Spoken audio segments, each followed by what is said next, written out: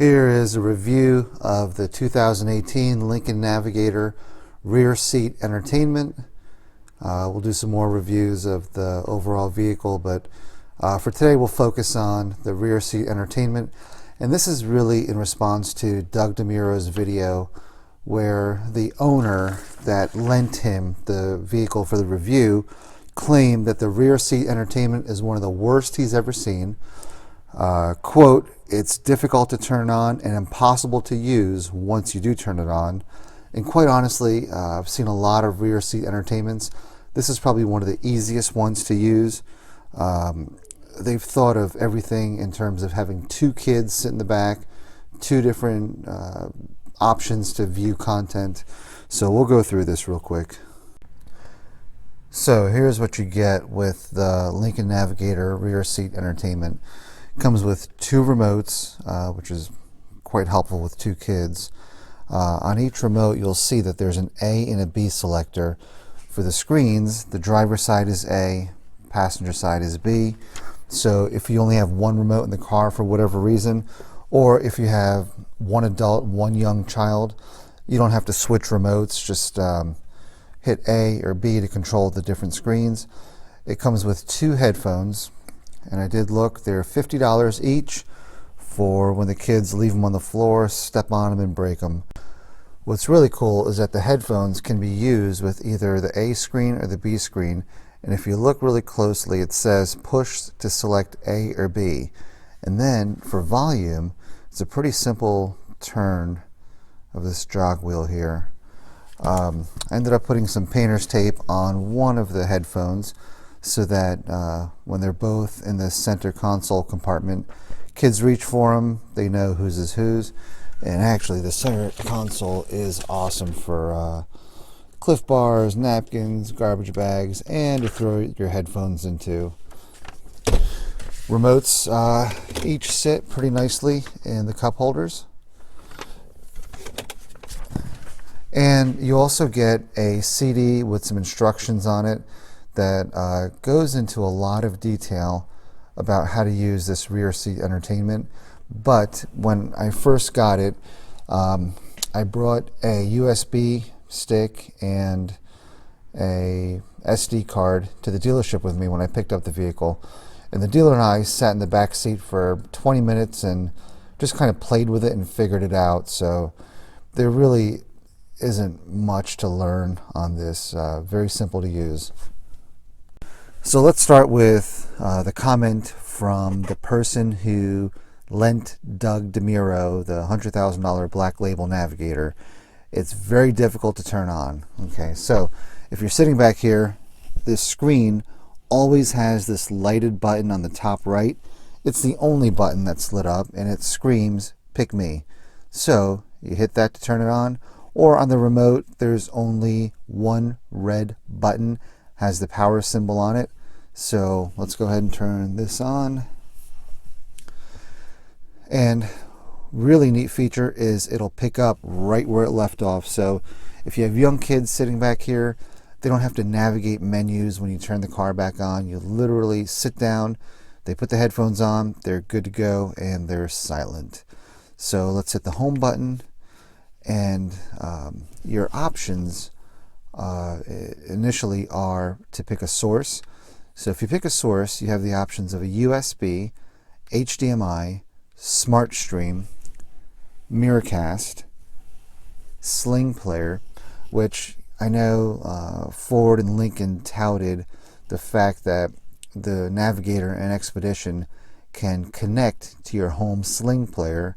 Unfortunately, Sling stopped making the Sling box, so I don't know that that's going to be a whole lot of use for you.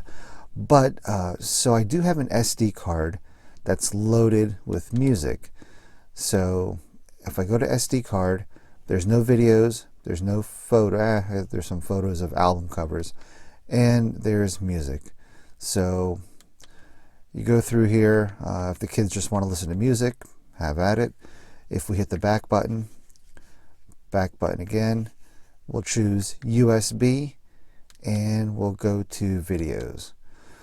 So here's just a whole bunch of videos, mix of adult videos, movies, kids videos, music videos. You can see that there's very little lag. As soon as you hit a button, the screen responds pretty instantaneously. I've got a 128 gig USB stick on here, and it's probably got 60 or 70 videos on there. So if it's dark in the car, you lost the remote, you don't want to turn the lights on to look for it, you can also use the buttons on the bottom to navigate the menus. So let's go ahead and hit back, and you could pick a different video, and again, super responsive.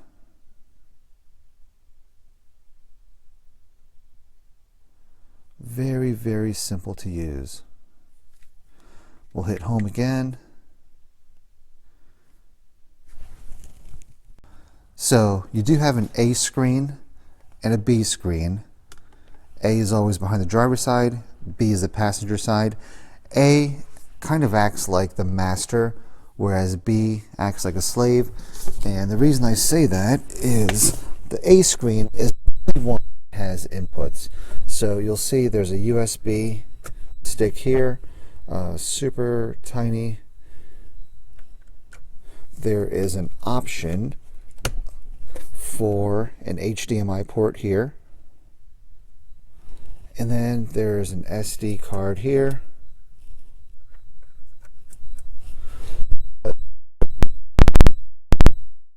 For inputs. So all of your media has to be on the A screen.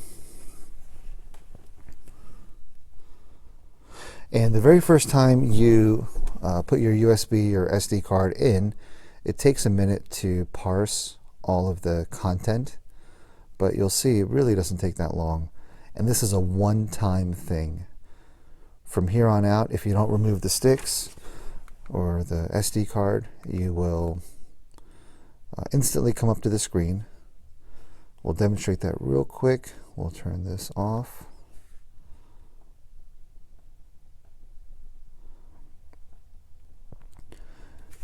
And when we turn it back on, instantly you come up, all your videos are there.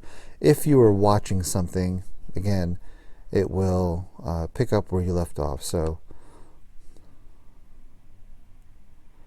we're watching Word World. Let's turn it off. And this time we'll just use a remote, turn it back on, and it picks up right where you left off. So now we'll talk about the B screen, or the screen behind the passenger seat. On the remote, you can just hit B and power, or you can hit the pick me button on the right side of the screen. So again, it just starts with whatever your kids were watching last. So let's say you have an infant child, or a child that's not able to navigate the remote or the screens. You can set the second screen to mirror what the first screen is doing. So go back to the home screen, and we'll go to mirror. So now, whatever screen A is watching, screen B is watching. So for parents with a young child, it kind of makes it mindless. Or if you have one kid who says, hey, I want to watch what you're watching, they can easily share whatever they're watching. Just super simple to use. If they don't want to watch the same content, again, the B screen, super responsive, just like the master screen. So source, USB, videos, and you can watch whatever.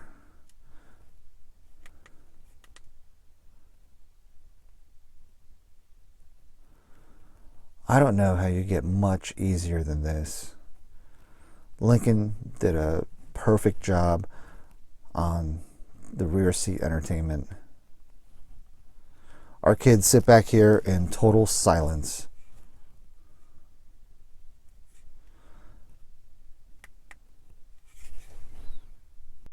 So another really cool option is on the bottom of the front rear console. You have two additional USB ports. You have a 12-volt lighter adapter and a 110 outlet. So the person in DeMiro's video with the Black Label Navigator, he had a plug going from there, and there was a wire strung all along here. So I suspect that he had some kind of Fire Stick or Chromecast or a Roku media player plugged into his HDMI. It was unplugged for the video, so I'm assuming that's what he had used, but it's super simple to get 50, 70, 80 movies onto a USB stick. I know people complain that there's no DVD player in here, but this is so much more convenient than swapping out DVDs, having kids fight over which DVD they want. Even if you're carrying DVDs in your car, are you really going to have 50, 80, 100 DVDs with you? I would much rather have it on this little USB stick or an SD card. Never have to mess with it unless you want to add more videos on there, add more music on there. Again, 5 and 8-year-old, they figured out how to use the system on their own. And I think part of the reason is that these remotes are really similar to Amazon Fire TV. So, pretty self-explanatory. Another really cool feature with this is once you turn the car off, the rear screens do stay on for a set amount of time, and I believe you can set that through the front options and settings. So if you are picking up a child at school, one other child is watching something in the rear seat, you don't have to leave your car on. Turn it off and kids will still be entertained. Hey guys, so just wanted to point out that nobody incentivized me or paid me to do this video. This is my own personal Navigator that I purchased several months ago, but received it 2 weeks ago. Uh, in my research, tried to read as much as I could and watch videos on different manufacturers' rear seat entertainment options. Extensively researched Audi, Mercedes, and try to find stuff on Lincoln. There just wasn't much out there. So hopefully this video can help somebody that was in my shoes a few months ago. Mercedes, their rear seat entertainment, not a lot of complaints. It's DVD based, but seems to work well. Audi, an absolute nightmare. If you Google Audi RSE, you'll read about people who've told their dealers to rip the screens out and get their money back. Just an absolute nightmare to work with. So again, I think Lincoln did a great job with this.